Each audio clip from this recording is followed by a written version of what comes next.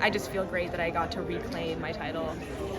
That would make anyone happy, but even more so Gabby, since she had to go through a lot to achieve that. I mean, this feels amazing. Coming off of the injury, I know last year we had this interview and I was... Just imagine what she had to do that just a year ago. She cried during an interview, and now, 1 year later, her smile is so bright it is contagious. Most of you know, especially her fans, that Gabby Thomas suffered a hamstring tear 2 weeks before the 2022 US trials. Although she pushed through the pain to compete at the said event, the injury ultimately cost her a chance at another international medal. However, that seems to be a thing of the past, considering how well Gabby Thomas has been running in her competition so far this season. Now, Gabby Thomas is 100% back after her injury last year. I know, I feel super fit, sharp and healthy, getting ready for the season. Like I said, it's really early, but I feel good. Well, best of luck. We'll see you out there. Thanks. Well, that's what she said early in the season, but now that we're halfway through, I bet she's feeling even better. In April, Gabby Thomas won the women's 200 meters at the 2023 Texas Invitational with a solid season best time of 22.21 seconds, 1.2 milliseconds at Mike A. Myers Stadium. After setting her season best time of 22.46 seconds on this same track at the 2023 Texas Relays early that month, Gabby returned 3 weeks later to beat her previous record by 0.25 seconds. But she wasn't done yet. The next day, Gabby Thomas improved her personal best to a massive 49.68 seconds to win 400 meters at the same event. With these consecutive wins, Gabby Thomas definitely made a statement. She's back, stronger, healthier, and more determined than ever. Gabby Thomas is really out there making up for the time in races she lost because of her injury last year. Now the question is whether or not she's ready for the Worlds. Well, if we look at her races after the Texas Invitational, it would appear so.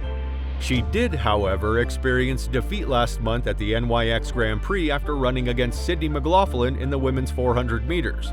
At the 30-second mark, the gap between the two was very obvious. And now, this is McLaughlin alone. She'll show all that strength from the women's 400. Although Gabby is running fast, she was not fast enough. Great. Gabby Thomas finishing well, but it is Sydney McLaughlin alone, driving all the way to the... So at the end of the race, it was Sydney who cruised to victory at the event. To be fair, Gabby specializes in the 100 and 200 meters sprint, although I know some will argue that Sydney does not specialize in that distance either. Still, it was a good run for Gabby. It is worth noting, though, that also in June, Gabby Thomas won the 200 meters at the Paris Diamond League.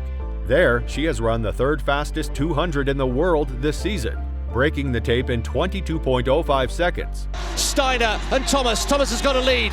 Asher Smith is fading badly. Tarlu's coming back for second place, and it's Gabby Thomas who gets the win. 22.04 into a slight headwind.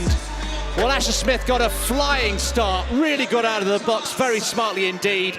She felt... That's the fastest time by an American this year, and her quickest since the 2022 Diamond League opener in Doha, Qatar, where she set a meet record of 21.98. Although Thomas faced fierce competition in Paris. But Thomas just got stronger and stronger and ran the best bend of all. And once she got her nose in front, she didn't relinquish the... In an interview after the race, Gabby said, I'm happy with this time for now. I have about a month until trials, so that's where you really want to sharpen up, work on speed, and... She also shared how she's looking forward to the US trials. US trials are really competitive, so you do have to bring your A game for that, even more so.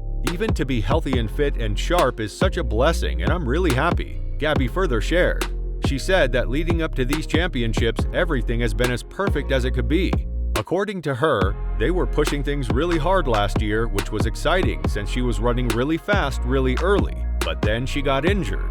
This year we took our time a bit more to make sure we're peaking at the right time, Gabby said. This strategy appeared to have been working so far. In fact, Gabby Thomas won the women's 200 meters, setting an impressive world lead on the final day of the USA Track and Field Championships in Eugene, Oregon early this month. In the 200 meters final, Thomas posted a 21.60, a personal best, a meeting record, and the fastest time of the year. Here comes Gabby Thomas!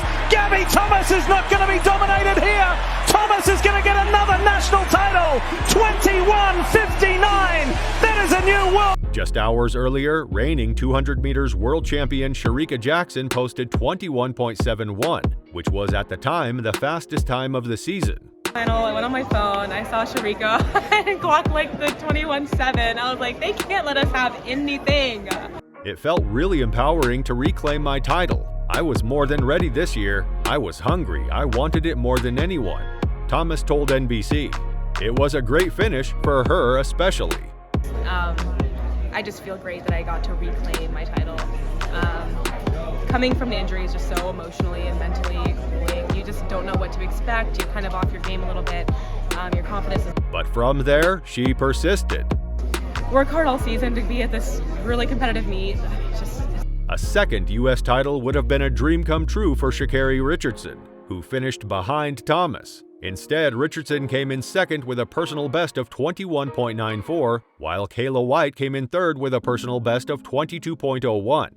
Although Richardson had the lead in the early going of the race and coming out of the turn, after a quick reaction to the starting gun, Thomas turned on the burners down the stretch and ended up winning fairly comfortably in a loaded field. Still, Richardson will also vie for the 200 meters title at the World Championships after finishing second. Notably, Americans hold 6 of the top 10 200 marks in the world this year. ShaCarri Richardson 22.07, Latasha Smith 22.09, Abby Steiner 22.19, Tamari Davis 22.3, and Mackenzie Long 22.31 should all push Thomas for berths at the World Championships. The top 3 athletes will qualify for both the World Athletics Championships and the 2023 Pan American Games. Besides the 200, Thomas considered adding either a 100 or 400 in Oregon as well, but the U.S. Championships are crammed into a single weekend unlike the Olympic trials, which feature a week between events, so she had to rethink this decision. In one singular weekend, it would have been really difficult to double, Thomas said. The best thing I can do is focus on that single race and not risk any type of injury, not risk anything else. Ready to bring her A-game to her next event, Gabby Thomas told the reporters, "Every time we step on the track, we have to expect that our competitors are just going to bring it. Every time we do step on the track, it's just going to be a really fast time because it has to be, or else you're not going to survive this event." I mean, everyone just kind of stepped up their game. We have such amazing competitors with the Jamaicans. I mean, Shericka, Elaine, Shelly, and then even the Americans. With all strong competitors, this is what Gabby Thomas is aiming for at the World Championships in Budapest in a few weeks. I'm looking for gold this year, so I can shave a few tenths off my time, I think, but this was a good showing for this time of year. In preparation for that, a lot of things I've identified this year that I want to work on, mainly to keep myself injury-free, but also just to optimize my speed. And it's all coming together slowly. I mean, I've had a few hiccups this season. And speaking of the Worlds, watch this to see just how ready Jakob Ingebrigtsen is for the event.